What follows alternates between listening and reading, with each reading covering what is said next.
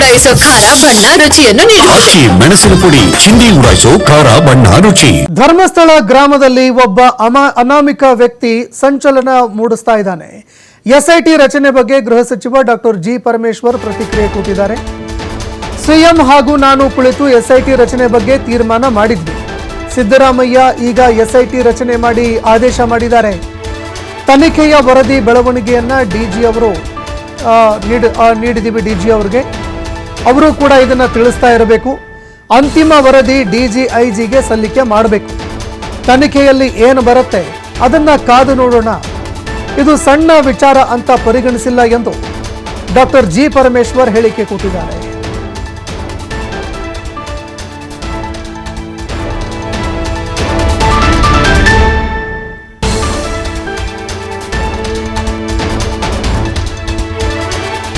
ಇನ್ನು ಇದಕ್ಕೆ ಸಂಬಂಧಪಟ್ಟಂತೆ ಗೃಹ ಸಚಿವ ಡಾಕ್ಟರ್ ಜಿ ಪರಮೇಶ್ವರ್ ಮಾತನಾಡಿದ್ದಾರೆ.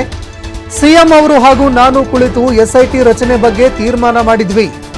ಸಿದ್ದರಾಮಯ್ಯ ಈಗ ಎಸ್ಐಟಿ ರಚನೆ ಮಾಡಿ ಆದೇಶ ಹೊರಡಿಸಿದ್ದಾರೆ. ತನಿಖಾ ವರದಿ ಬೆಳವಣಿಗೆಗಳನ್ನ ಡಿಜಿ ಅವರು ನೀಡ್ತಾ ಹೋಗಬೇಕು ಅಂತ ಮಾತನಾಡಿದ್ದಾರೆ.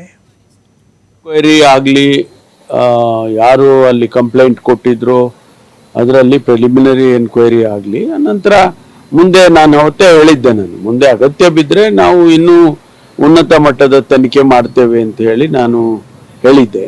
ನಾವು ಮುಖ್ಯಮಂತ್ರಿಗಳು, ನಾನು, ನಮ್ಮ DG ಅವರು ಎಲ್ಲರೂ ಕೂತ್ಕೊಂಡು ಮಾತನಾಡಿ ಮೊನ್ನೆನೇ ತೀರ್ಮಾನ ಮಾಡಿದ್ವಿ. ಅದು ಆದೇಶವನ್ನು ನಿನ್ನೆ ಹೊರಡಿಸಿದ್ದಾರೆ. ಮೊಹಂತಿ ಅವರು ಒಬ್ಬ ಹಿರಿಯ ಪೊಲೀಸ್ ಅಧಿಕಾರಿ, ಅವರ ನೇತೃತ್ವದಲ್ಲಿ ಆಗಬೇಕು ಅಂತ ಹೇಳಿ ಮಾಡಿದ್ದೇವೆ.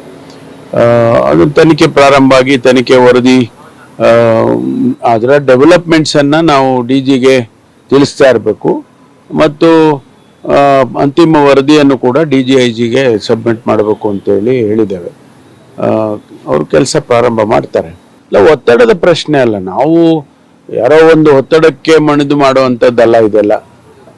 ಅಲ್ಲಿನ ಸಾಧಕ ಬಾಧಕಗಳನ್ನು ನೋಡಿ, ಅಲ್ಲಿ ವಸ್ತುಸ್ಥಿತಿ ಏನಿದೆ ಅಂತೇಳಿ ಅದನ್ನು ನೋಡಿ ಆಮೇಲೆ ತೀರ್ಮಾನ ತಗೋಬೇಕಾಗುತ್ತೆ. ನಾವು ಪ್ರಿಲಿಮಿನರಿಯಾಗಿ ಎನ್ಕ್ವೈರಿ ಮಾಡಿ ಸ್ಟೇಷನ್ ಮಟ್ಟದಲ್ಲಿ ಅಂತ ಹೇಳಿ ನಾವು ತಿಳಿಸಿದ್ದು, ಅದನ್ನು ಅವ್ರು ಮಾಡ್ತಾ ಇದ್ರು. ಜೊತೆಗೆ ಇನ್ನೂ ಹೆಚ್ಚು ರೀತಿಯಲ್ಲಿ ತನಿಖೆ ಆಗಬೇಕು ಅನ್ನೋದೊಂದು ರೀತಿಯಲ್ಲಿ ಸಾರ್ವಜನಿಕವಾಗಿ ಬಂದಂಥ ಅಭಿಪ್ರಾಯಗಳು. ಅದಕ್ಕಾಗಿ ನಾವು ಸರ್ಕಾರ ಇದರಲ್ಲಿ ಮುಚ್ಚಿಡುವಂಥದ್ದು ಏನಿಲ್ಲ. ಅದಕ್ಕಾಗಿ ನಾವು ತೀರ್ಮಾನ ತಗೊಳ್ಳೋದಕ್ಕೆ ಸ್ವಲ್ಪ ಯೋಚನೆ ಮಾಡಿ ನಾವು ತೀರ್ಮಾನವನ್ನು ತಗೊಂಡಿದ್ದೇವೆ. ಏನು ಇನ್ವೆಸ್ಟಿಗೇಷನಲ್ಲಿ ತನಿಖೆಯಲ್ಲಿ ಬರುತ್ತೆ ಅದನ್ನು ಕಾದು ನೋಡೋಣ.